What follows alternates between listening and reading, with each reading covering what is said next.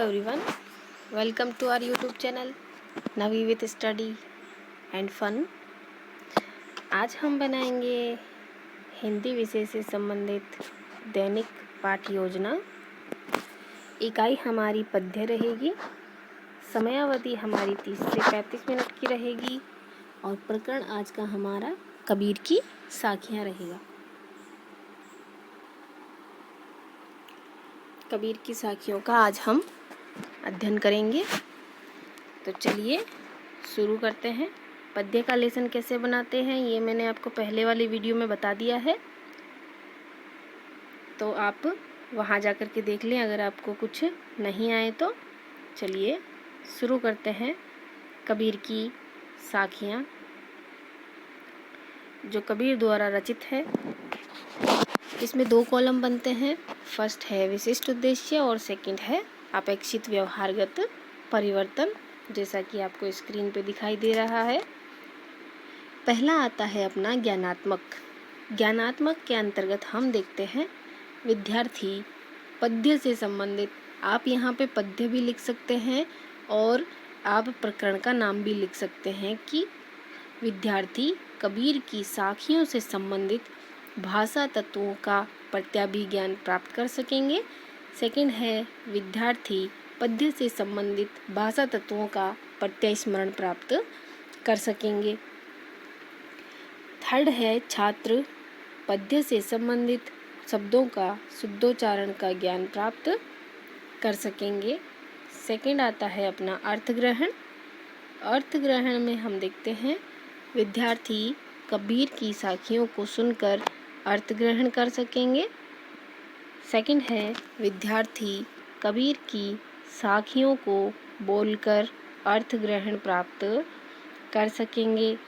Third आता है अपना अभिव्यक्ति। अभिव्यक्ति में हम देखते हैं विद्यार्थी कबीर की साखियों को मौखिक रूप से अभिव्यक्त कर सकेंगे, यानी बोल कर के बता सकेंगे। सेकंड है विद्यार्थी कबीर की साखियों को लिखित रूप में अभिव्यक्त कर सकेंगे, यानी लिख करके बता सकेंगे। फोर्थ आता है अपना कौशल। कौशल में हम देखते हैं जैसे बाकी सारे लेसन होते हैं उसमें तो हम रेखा चित्र बनाते हैं, मानचित्र की सहायता से प्रदर्शित करते हैं, तुलनात्मक सारणी बना करके तुलनात्मक विवरण प्रस्तुत करते हैं, लेकिन इसमें ऐसा नहीं होता। गद्य और पद्य के लेसनों में भाषा थोड़ी हमारी चेंज होती है, तो इस पर आप ध्यान दें। फोर्थ आता है अपना कौशल। कौशल में विद्यार्थी कबीर की साखियों का शुद्ध उच्चारण की कुशलता का विकास कर सकेंगे। सेकंड है विद्यार्थी कबीर की साखियों का संकलन कर सूची बनाने का कौशल विकसित कर सकेंगे, यानी सूची जो कबीर की साखियां हैं उनकी एक सूची बना करके विद्यार्थियों को बता सकेंगे। नेक्स्ट आता है अभिरुचि। अभिरुचि में विद्यार्थी कबीर की साखियां कविता को पढ़ने में रुचि विकसित कर सकेंगे। सेकंड है विद्यार्थी कबीर की साखियां कविता के बारे में जानने के प्रति रुचि ले सकेंगे, यानी जो रुचि वाला कार्य है वो हमारा अभिरुचि के अंतर्गत आता है। नेक्स्ट आता है अभिवृत्ति। अभिवृत्ति में विद्यार्थी कबीर की साखियां कविता के बारे में सकारात्मक दृष्टिकोण विकसित कर सकेंगे। सेकंड है विद्यार्थी कबीर की साखियां कविता की महत्ता को जानकर सकारात्मक दृष्टिकोण उत्पन्न कर सकेंगे। नेक्स्ट आता है शिक्षण सहायक सामग्री। शिक्षण सहायक सामग्री में जो सामान्य हमारी सामग्री होती है वह होती है श्वेतवर्तिका यानी चौक, झाड़न यानी डस्टर, संकेतक यानी पॉइंटर, लपेट फलक यानी जो सैंपट जो हमारा होता है जिसको हम लपेट सकते हैं उसे हम लपेट फलक कहते हैं, इत्यादि हमें सामान्य शिक्षण सामग्री में चाहिए होता है एक कक्षा कार्य के दौरान। नेक्स्ट है विशिष्ट शिक्षण सामग्री, जिसमें हमें कबीर की साखियों कविता को प्रदर्शित करता हुआ एक मॉडल या चार्ट चाहिए होगा। नेक्स्ट है शिक्षण विधि। शिक्षण विधि हमारी व्याख्यान विधि हो जाएगी। शिक्षण प्रविधि हमारी प्रश्नोत्तरी विधि हो जाएगी। व्याख्यान विधि, प्रश्नोत्तरी विधि, प्रदर्शन युक्त व्याख्यान विधि, इनके बारे में जानने के लिए आप इसी चैनल के ऊपर प्लेलिस्ट में जाकर के आप देख लें। इनके बारे में भी पूरी डेफिनेशन वीडियो में अलग से बना करके मैंने दी है। नेक्स्ट आता है हमारा पूर्व ज्ञान। पूर्व ज्ञान में हम देखते हैं कि विद्यार्थी कबीर द्वारा रचित कबीर की साखियाँ नामक कविता के बारे में सामान्य जानकारी रखते हैं। नेक्स्ट आता है प्रस्तावना प्रश्न। प्रस्तावना प्रश्न हमारा 5 से 6 क्वेश्चनों का बनता है, जिसमें हम 2 कॉलम बनाते हैं। फर्स्ट है छात्राध्यापिका क्रिया या छात्राध्यापक क्रिया, सेकंड है विद्यार्थी क्रिया।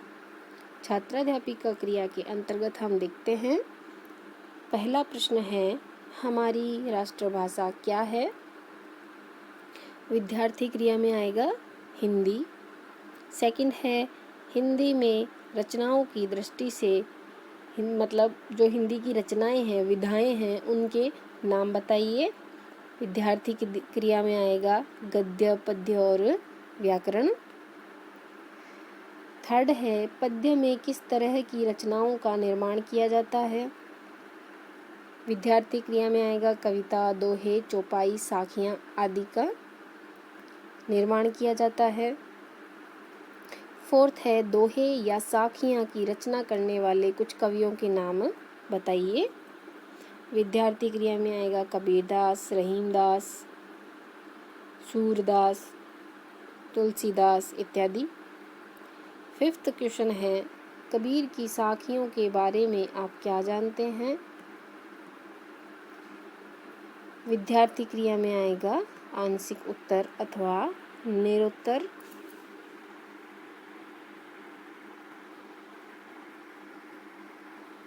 नेक्स्ट देखते हैं हम उद्देश्य कथन। उद्देश्य कथन में हम देखते हैं विद्यार्थी, प्रिय विद्यार्थियों, आज हम कबीर की साखियों के बारे में विस्तार पूर्वक अध्ययन करेंगे। शिक्षण बिंदु है हमारे जाति न पूछो यहाँ से लेकर के रहम दो म्यान तक। सेकंड है आवत गारी एक वहीं एक ही एक। थर्ड है मोह माया व्यापे तेना तन मारे। इनका हम अध्ययन करेंगे। अब देखते हैं हम प्रस्तुतिकरण। प्रस्तावना प्रश्न हमने देख लिए हैं। यहाँ पे आप प्रस्तुतिकरण लिखें। प्रस्तुतिकरण को हम 4 कॉलमों में करते हैं। फर्स्ट है शिक्षण बिंदु, सेकंड है छात्राध्यापक क्रिया, थर्ड है विद्यार्थी क्रिया और फोर्थ है श्यामपट सर। पहला है जाति न पूछो रहन दो म्यान, जिसमें हम छात्राध्यापिका क्रिया में लिखेंगे सस्वर वाचन। सस्वर वाचन में छात्राध्यापिका उचित यति गति के साथ पाठ का सस्वर वाचन करेंगी। विद्यार्थी क्रिया में आएगा विद्यार्थी ध्यानपूर्वक सुनेंगे। सेकंड है आवत गारी एक वहीं एक ही एक। इसमें आएगा छात्राध्यापिका क्रिया में अनुकरण वाचन। छात्राध्यापिका 1 या 2 विद्यार्थियों के साथ अनुकरण वाचन करवाएंगी। विद्यार्थी क्रिया में आएगा विद्यार्थी ध्यानपूर्वक सुनेंगे। थर्ड शिक्षण बिंदु है मोह माया व्यापे तेन तन्मारे। छात्राध्यापिका क्रिया में आएगा अशुद्धि संशोधन। अशुद्धि संशोधन में छात्राध्यापिका अनुकरण वाचन के समय विद्यार्थी द्वारा की गई अशुद्धियों का संशोधन करेंगी। विद्यार्थी क्रिया में आएगा विद्यार्थी अशुद्धि संशोधन में सहयोग करेंगे। नेक्स्ट है काठिन्य निवारण। काठिन्य निवारण में आता है शब्द और अर्थ। शब्द है वहीं, अर्थ है वह। शब्द है सुभर, अर्थ है अच्छी तरह है भरा हुआ। शब्द है म्यान, अर्थ है तलवार रखने का, जो बोलते हैं उपकरण कुछ भी, उसे हम म्यान कहते हैं। शब्द है मोल, अर्थ है मूल्य। शब्द है साधु, अर्थ है सज्जन लोग। यही हमें शामपट कार्य भी करना है, विद्यार्थी क्रिया में कुछ नहीं आएगा। नेक्स्ट छात्राध्यापिका क्रिया में आएगा लिखित एवं निरीक्षण क्रिया। लिखित एवं निरीक्षण क्रिया के अंतर्गत छात्राध्यापिका विद्यार्थियों को कठिन शब्द एवं अर्थ लिखने के लिए कहेंगी और कक्षा का निरीक्षण करेंगी। विद्यार्थी क्रिया में आएगा विद्यार्थी शब्द और अर्थ अपनी पुस्तिका में लिखेंगे। नेक्स्ट है छात्राध्यापिका क्रिया में सरलीकरण। सरलीकरण में छात्राध्यापिका उचित यति गति के साथ पाठ का सरलीकरण करेंगी। विद्यार्थी क्रिया में आएगा विद्यार्थी सरलीकरण को ध्यानपूर्वक सुनेंगे। छात्राध्यापिका क्रिया में आएगा केंद्रीय भावबोध प्रश्न। पहला प्रश्न है हमें किससे मतलब होना चाहिए। विद्यार्थी क्रिया में आएगा ज्ञान से। सेकंड है हमें किन वस्तुओं की कीमत पूछनी चाहिए।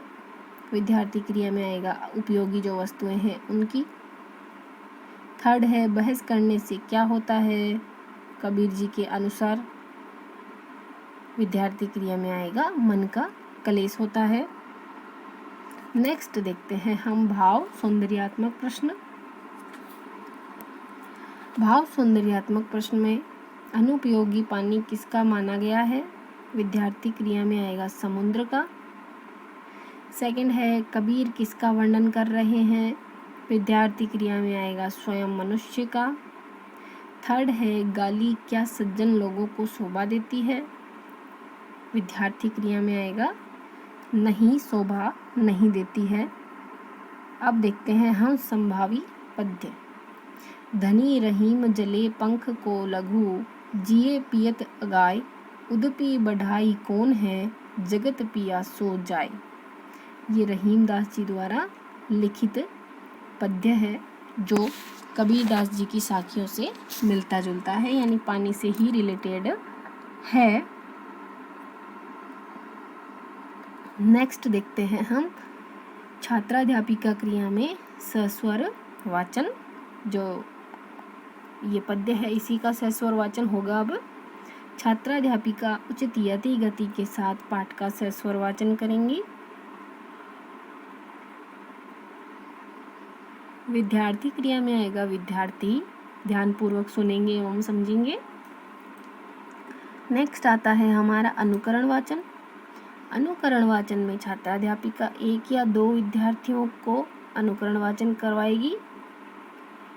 विद्यार्थी क्रिया में आएगा विद्यार्थी अनुकरण वाचन करेंगे। नेक्स्ट है तुलनात्मक प्रश्न, यानी जो मूल अपना लेसन है उसमें और जो हमने संभावी पद्य लिया है उन दोनों में क्या समानताएं क्या तुलना की गई है वो देखते हैं हम। पहला प्रश्न है मूल पद्य में किसका वर्णन किया गया है। विद्यार्थी क्रिया में आएगा सज्जन लोगों का वर्णन किया गया है। सेकंड है दोनों पद्यों में क्या समानता है। विद्यार्थी क्रिया में आएगा पदार्थों एवं वस्तुओं की समानता है। चलिए देखते हैं छात्राध्यापिका क्रिया के अंतर्गत पाठ का सारांश। पाठ के सारांश में हम देखते हैं साधु की जाति व धर्म से किसी का कोई मतलब नहीं होना चाहिए, बल्कि उसके ज्ञान से मतलब होना चाहिए। यदि कोई आपको गाली या बद्दुआ दे तो उसे उलाहना नहीं चाहिए या उलट करके हमें वैसे ही नहीं बोलना चाहिए। इन सब के माध्यम से कबीर जी कहना चाहते हैं कि जो जैसा कर्म करता है उसे वैसा ही फल भी भोगना पड़ता है, इसलिए अच्छे कर्म करें और अच्छे ही फल प्राप्त करें। चलिए देखते हैं मूल्यांकन प्रश्नों को। पुनरावृत्ति प्रश्न इनमें नहीं बनते हैं। मूल्यांकन प्रश्न शुरू करते हैं हम। फर्स्ट है वस्तुनिष्ठ प्रश्न। साधु व्यक्तियों से हमें किसके बारे में पूछना चाहिए। क है द्वेष, ख है क्रोध, ग है सभी, घ है ज्ञान। रिक्त स्थान पूर्ति प्रश्न। म्यान से अधिक ... का महत्व है। म्यान से अधिक तलवार का महत्व है। नेक्स्ट देखते हैं हम अति लघुत्रात्मक प्रश्न। मूल पद्यों के कवि कौन हैं? जो हमारा मेन लेसन है उसके कवि कौन है? कबीरदास जी। नेक्स्ट आता है अपना लघुत्रात्मक प्रश्न। लघुत्रात्मक प्रश्न है कबीर जी ने सज्जन लोगों के बारे में क्या बताया है? नेक्स्ट है निबंधात्मक प्रश्न या गृह कार्य प्रश्न। कबीरदास जी द्वारा रचित तथा रहीमदास जी द्वारा